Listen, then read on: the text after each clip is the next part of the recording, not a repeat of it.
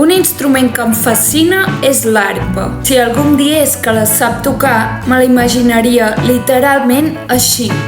Jo fa un temps pensava que les cordes vocals eren com una arpa i que l'aire, quan passava, tocava aquesta arpa. Doncs no, amiga, les cordes vocals no són cordes. He de dir que no sóc l'única que ho pensava, sinó d'on ve el nom. Ara se sap que són plecs i per això seria més precís anomenar-los plecs vocals. Però jo parlaré de cordes, que estic més familiaritzada amb el concepte i també es considera correcte. Les cordes vocals se situen a la laringe, a la part superior de la tràquea. Aquests replegaments són els que ens permeten emetre sons i parlar. I tenen aquesta forma. Les imatges són de proximitat. Quan no estem parlant, les cordes vocals estan obertes i deixen passar l'aire per respirar. Quan volem dir alguna cosa, les cordes vocals s'ajunten i l'aire dels pulmons passa fent que vibrin.